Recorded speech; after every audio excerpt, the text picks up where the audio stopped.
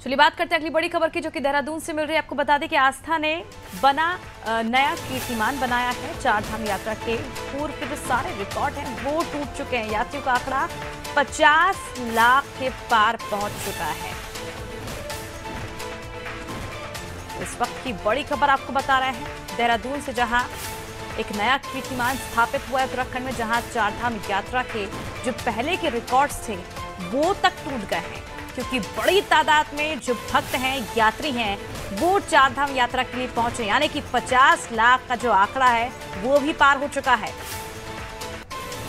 चलिए ज्यादा जानकारी के लिए रुक कर लेते हैं संवाददाता सोनू सिंह की। और सोनू, चारधाम यात्रा के लिए श्रद्धालुओं की जो भीड़ है वो बड़ी तादाद में देखने को मिल रही है। जिस तरह से पहले भी हमने इस बारे में चर्चा की है कि जैसे जैसे दिन नजदीक आते रहेंगे, चारधाम यात्रा जब उसके कपाट बंद होंगे, उससे पहले जो श्रद्धालुओं की भीड़ है वो काफी ज्यादा नजर आएगी। और वही हालात देखने को मिल रहा है। और आस्था के नाम पर जो कीर्तिमान है वो स्थापित हो गया। 50 लाख का आंकड़ा टूट गया है।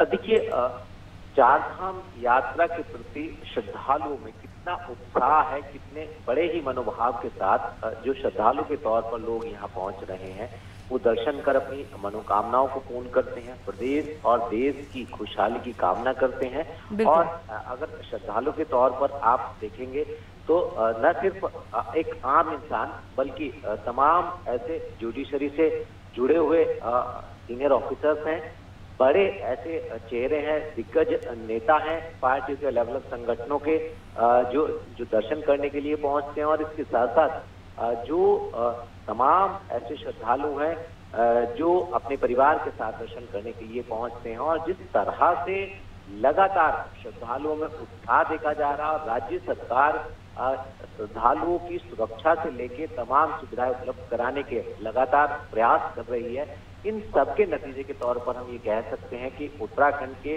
जो विश्वविख्यात चारों धाम है, चाहे वो यमुनोत्री धाम हो, गंगोत्री धाम हो, केदारनाथ धाम हो, बद्रीनाथ धाम हो, या सिखों का पवित्र धार्मिक स्थल हेमकुंड साहिब हो, तो ये सभी ऐसे धार्मिक स्थल हैं जहाँ पर बड़ी तादाद में श्रद्धालु जो हैं वो दर्शन करना चाहते हैं, वो पहुंचते हैं। और जो बड़े बड़े देश के नामी ग्रामी जो बिजनेसमैन हैं वो भी यहाँ पर भगवान के दर्शन करने के लिए पहुंचते हैं। तो हम ये कह सकते हैं कि जिस तरह से आस्था का जो रिकॉर्ड है ये कहीं ना कहीं नए नए कीर्तिमान स्थापित कर रहा है। 50 लाख का आंकड़ा इस बार जो है चारधाम यात्रा का वो क्रॉस हो चुका है। और आने वाले समय में ये संख्या और बढ़ने वाली है, क्योंकि अभी गंगोत्री धाम के कपाट खुलने की तिथि जो है वो घोषित की गई है। यमुनोत्री धाम के कपाट बंद होंगे, इसका भी एक नियत समय है। केदारनाथ धाम के कपाट बंद होंगे, इसका भी एक समय है। और इसके साथ साथ कल यानी मंगलवार को तो जो है वो ये तिथि तय की जाएगी कि बद्रीनाथ धाम के जो कपाट हैं वो आखिर कब बंद होंगे, उसकी भी तिथि जो है वो घोषित कर दी जाएगी।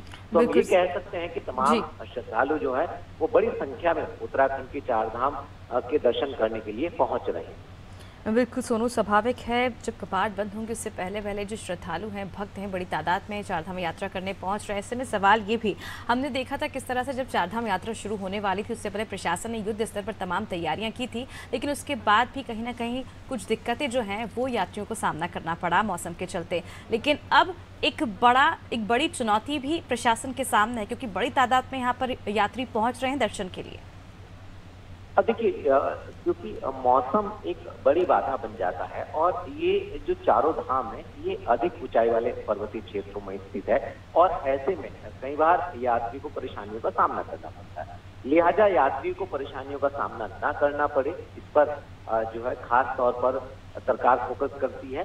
जिला स्तर के जो प्रशासनिक अधिकारी हैं, जिलाधिकारी हैं, मुख्य विकास अधिकारी हैं, एडीएम है, एसडीएम है, और पुलिस प्रशासन की जो टीम है वो, और खास तौर पे मंडल स्तर पे जो प्रशासनिक अधिकारी हैं, आईएएस अधिकारी, और इसके अलावा जो शासन स्तर के उच्च अधिकारी हैं वो चारों धामों की यात्राओं की व्यवस्था को बेहतर करने की कवायद में जुटे हुए हैं। लगातार शासन स्तर के अधिकारी जो हैं वो मॉनिटरिंग करते रहते हैं, और यहाँ तक कि समय समय पर अधिकारियों से व्यवस्थाओं की फीडबैक जो है वो मुख्यमंत्री लेते रहते हैं। और कई बार हम देखते हैं कि मुख्यमंत्री स्वयं जो है मुख्यमंत्री के साथ साथ मुख्य सचिव, पर्यटन मंत्री और उत्तराखंड के राज्यपाल कई बार ग्राउंड जीरो पर स्थितियों का जायजा लेते हैं। अगर हम एक रोज पहले की ही बात करें तो जो प्रधानमंत्री कार्यालय के प्रमुख सचिव हैं, उन्होंने केदारनाथ के में हो रहे पुनर्निर्माण कार्यों का जायजा लिया और अधिकारियों को दिशा निर्देश दिए।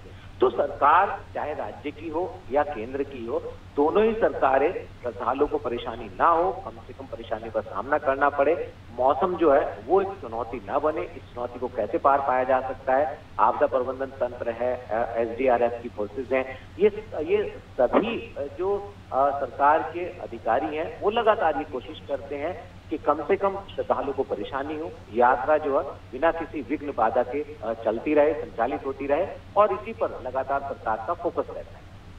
बहुत बहुत शुक्रिया सोनू तमाम जानकारी। देखिए, सरकार का इसी और फोकस है कि जो भक्त यहाँ पर पहुँचेंगे यात्रा करने के लिए उन्हें किसी तरह की कोई दिक्कतों का सामना ना करना पड़े, क्योंकि पहले के जितने भी रिकॉर्ड्स यानी कि 50 लाख से ज़्यादा श्रद्धालु यहाँ पर पहुँचे और पुराने रिकॉर्ड्स भी इस बार टूट गए हैं। खबरों का सिलसिला यूँ ही जारी रहेगा। रुकते हैं एक छोटे से ब्रेक।